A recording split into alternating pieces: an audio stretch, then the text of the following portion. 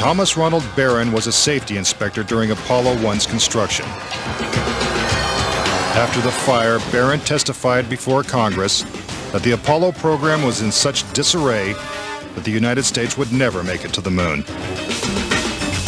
He claimed his opinions made him a target. Has there been any pressure on you by NASA? Nothing. We were, my wife and I were somewhat harassed at home when this first thing broke some time back, but it's gone away now. As part of his testimony, Barron submitted a 500-page report detailing his findings. There was a real fear that the program could be stopped dead in its tracks. Then exactly 1 week after he testified, Barron's car was struck by a train. Barron, his wife, and stepdaughter were killed instantly. I believe that Thomas Ronald Barron was murdered because he had the truth to tell about the Apollo project. Barron's report mysteriously disappeared, and to this day, it has never been found. But the Apollo program continued, and so did the string of untimely deaths. Between 1964 and 1967, a total of 10 astronauts lost their lives in freak accidents. These deaths accounted for an astonishing 15% of NASA's astronaut corps. To keep something that's alive wrapped up and covered over, you've got to eliminate all the people that can talk about it. Could the government have gone this far to pull off such an elaborate hoax? NASA says it's impossible. There were probably 250,000 people who were directly involved in the Apollo program, and another 500,000 people beyond that. 750,000 people can't keep a secret like that. That's just not going to happen. But Bart Sabrell insists that most NASA employees knew nothing of the deception. Very few people at NASA knew. The thing is so departmentalized. You got the person building the bolts in Houston, or doing this in Seattle, or doing this in Florida. No one knows the full picture. So, you had no one seeing the full picture of anything except a handful of people. If the conspiracy theorists are right, and only a few people knew the whole story, then the truth may remain buried forever. When we return, could the astronauts have survived the deadly radiation of space? Getting them past the radiation belt would have been impossible. And a Russian cosmonaut breaks his silence when conspiracy theory returns.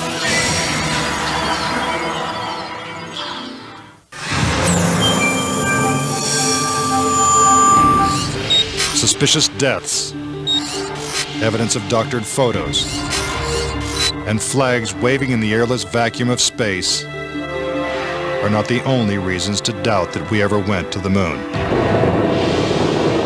Some say the astronauts could never even have survived the trip. The reason why they couldn't go to the moon is because of a phenomenon that few people know about called the Van Allen radiation belts. 500 miles above the Earth, these bands of intense radiation surround our planet and are thousands of miles thick.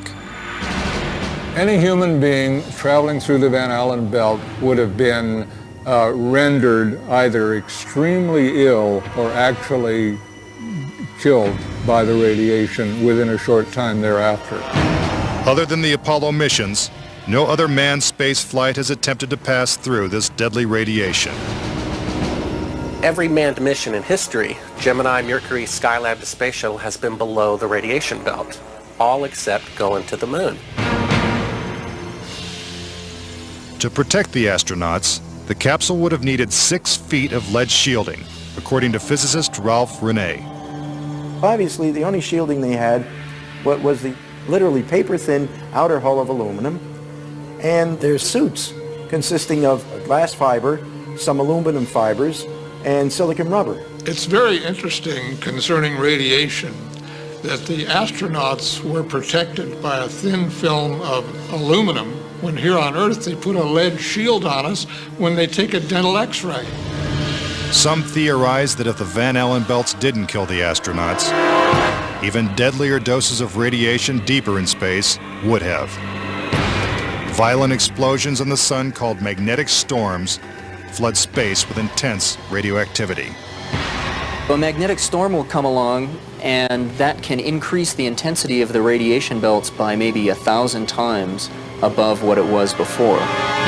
According to Renee, the Apollo 16 mission coincided with one of the sun's most intense storms ever recorded. Around the rotating sun came this immense flare, the biggest one of the 20th century. It went on for 3 or 4 days. All the while it's slowly rotating around. Although the effects of radiation are horrific, ranging from hair loss to cancer to death, the solar flares had no adverse effect on the Apollo 16 crew.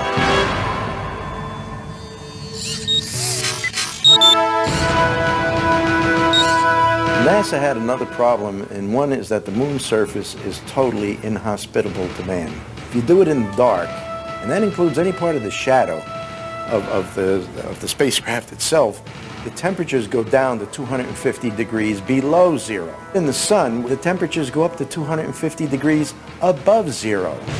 Renee also theorizes that the astronauts' liquid-cooled spacesuits could not have provided sufficient protection from the intense heat and radiation. But NASA maintains that this hypothesis is wrong.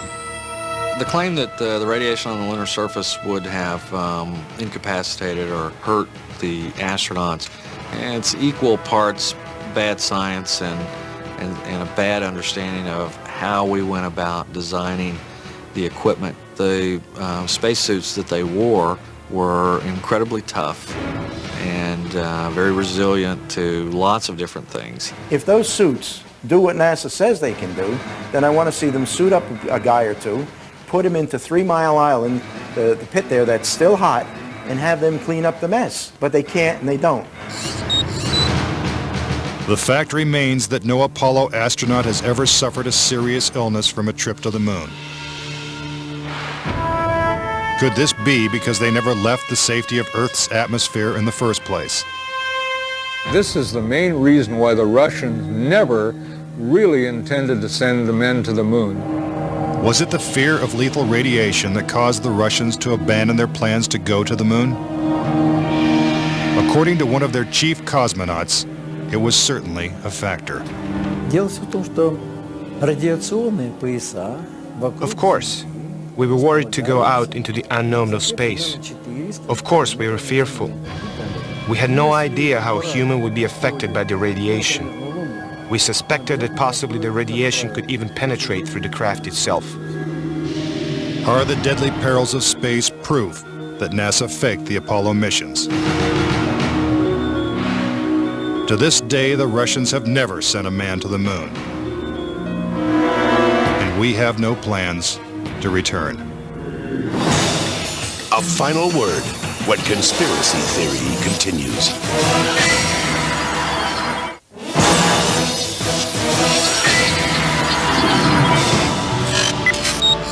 Now that you have heard the various theories and explanations, do you believe it's possible for our government to perpetrate such an incredible hoax?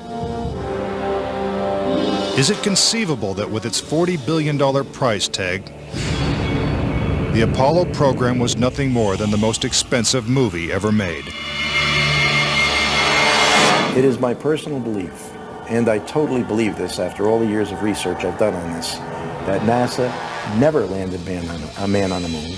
I would say that anybody who believes that we did not go to the moon is an absolute nut. Anyone that wants to call me a kook or a nut or a crackpot, they're welcome to do that, but they're also welcome to go examine the evidence, which is everywhere. Bottom line, the United States went to the moon in the 1960s and the 1970s. End of story. Is there any way to put this controversy to rest once and for all? The only thing the experts agree upon is that the answer is 250,000 miles away.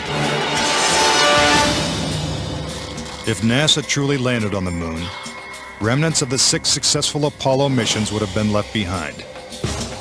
The base structures of the LEMs, the abandoned lunar rovers.